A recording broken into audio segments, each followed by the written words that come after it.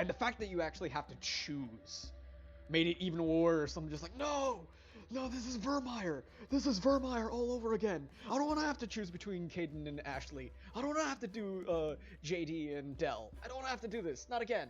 No. Why do you do this to me? Anyways, yeah. All in all, pretty solid. Man, how long are these credits? Oh. But yeah, the series is done. This was the finale. Sorry, Rep, that you missed, well, the ending. I was struggling with the final boss for a good, like, I don't know, half hour. So sorry you got to the tail end of it, but it is what it is. Shanghai, okay. Now the question is, do I let the rest of the credits flow out, or do I keep waiting until they're actually done? Huh. I don't know. Wait, Splash Damage development team? Mark where it is. I actually rather enjoy looking at credits. One, because it pays homage to the people that actually create all of this amazing, like, games and content, like movies and shows and what have you. I actually like to give honors to them by, like, my just sitting there patiently and waiting for it to actually, like, finish and such. But also, my mom taught me this from a very young age. You can find some very interesting names when you just look at credits. I mean, look at this. Boom, right there, Matthew Mercer. Oh, Matthew Macare. Macare? Not sure the pronunciation or spelling of that. But yeah, like, there's, like, really interesting names in here. And as a writer, I'm always trying to, like, figure out what names seem realistic and what are just complete nonsense. So yeah, I kind of, like, look at these and just stare at them for a little bit. Okay, Lizzie, Emily Walls, Craig Nelson. Yeah, I mean, like, names fascinate me in regards to what they actually mean. Because names, they mean something. If you look up any name, you will have a great swath of history to cover behind it. Like, Holly, that's probably named after the plant, and it was like an homage to, like, spring or winter, one of the seasons, because that's when it actually comes around. Let's see. Jonathan, that's a really old name. I believe that goes back to, like, biblical era. Different spellings of Sean, yeah.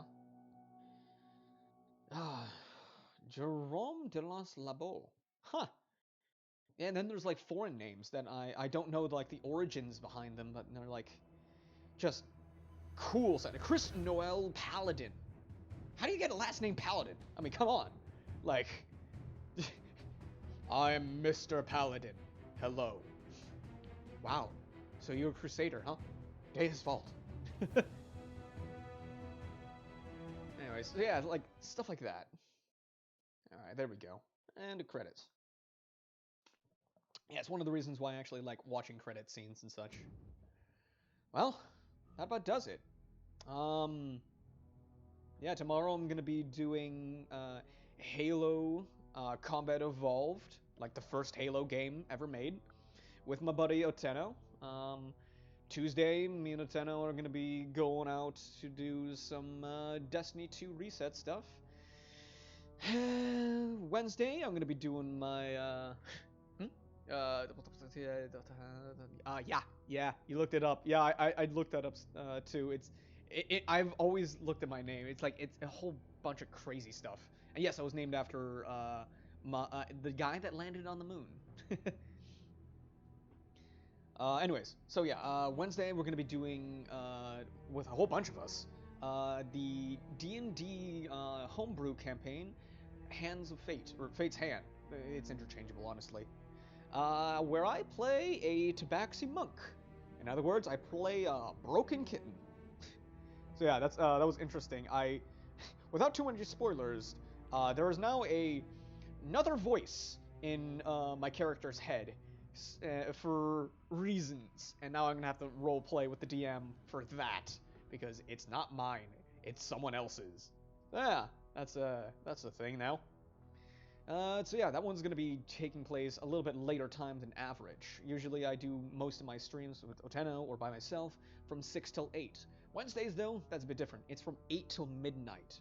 All of this on Pacific Standard Time, or sorry, Pacific Daylight Time, because we recently had that completely nonsensical time change. I mean, it's just an outdated system at this point. Anyways, so yeah, there's that. Thursdays is my day off. I do not stream. Fridays, me and Oteno go and do the Halo multiplayer. Whatever the flavor of the week for the grab bag is, we do. So yeah, that's one of the new things we have.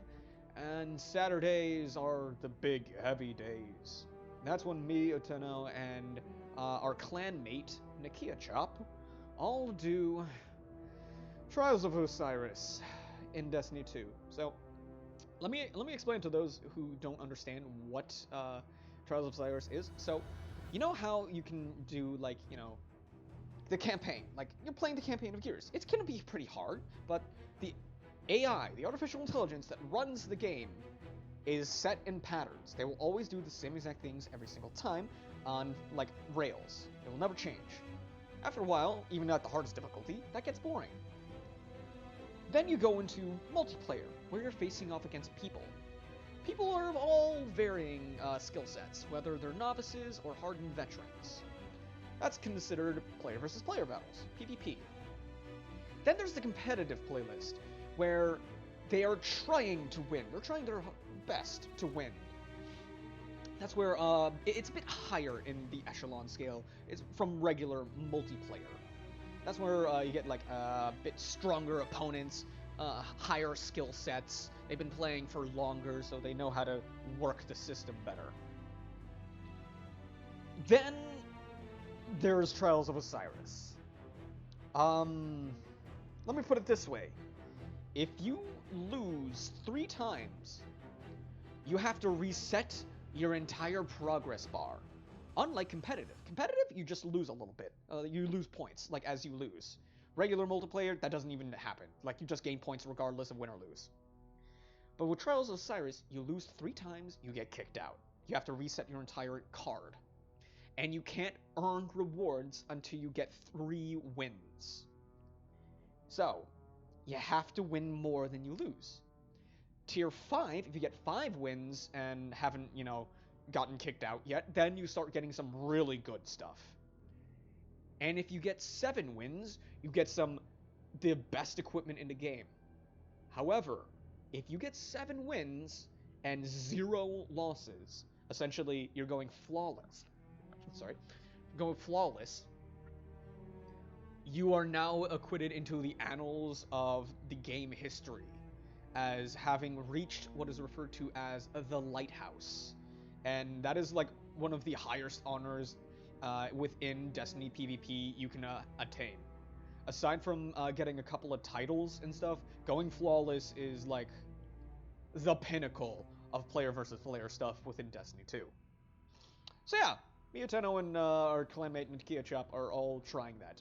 So far, we've been keeping steady at 2 wins for 2 hours of gameplay, which means we lose a lot. I'm gonna try to help combat that, but it's honestly a team effort. We're gonna have to like train more because we are going against people that have gone flawless multiple times, which is still a thing, by the way. Yeah, even if you go flawless, that doesn't mean you like stop playing a Trials of Osiris. No, that just means you get better stuff from here on out. So, yeah, we're getting stomped by those people. We've won a couple of times, but honestly, those are so few and far between that it's not consistent enough to actually turn in our tokens to get, you know, rewards and stuff. So, for right now, we're just trying to get better. Anyways, yeah, let's see. Links to things. I'm just gonna pop that in real quick. Right there. Alright. Yeah. So, I write about all me and Oteno's struggle through competitive and you know, player versus player stuff, and the Crucible in general, and Trials of Osiris probably, in the form of a story that I've been writing. So that's gonna be the our Crucible series on my DeviantArt, because I am a writer. So yeah, if you enjoy fantasy and real life mixing together, crossing over the game world and reality, then check it out. 3 chapters or editions are available currently, and there's more to come because we haven't stopped doing it. So there's definitely more stories to be had within that. It is based on our true interactions, but spliced in with a little bit of the game mechanics and the game lore. So yeah, yeah, it's an interesting read. First one is called Brave. Second one's called Heroic. And the third one is called Fabled. And there will be more after that in the forms of Mythic and kind of an offshoot one called Dredgen. So yeah, there's more to come with that.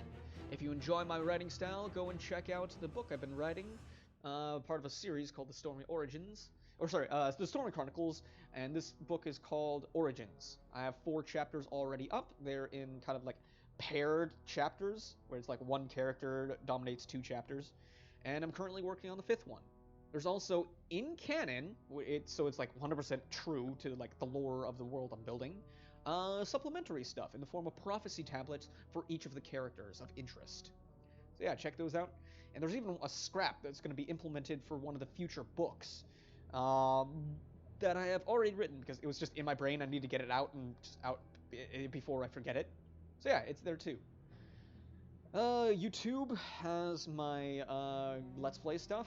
It's gonna have all of Bloodborne and Gears and the Halo stuff on it soon enough. I just need to finish actually uploading the rest of it.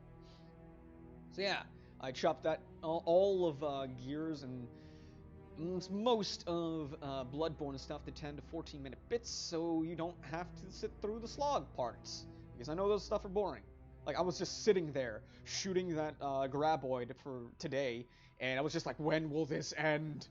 Kind of a thing. So yeah, just feel free to skip ahead in videos and just, you know, watch what you want to watch, because that's what I do.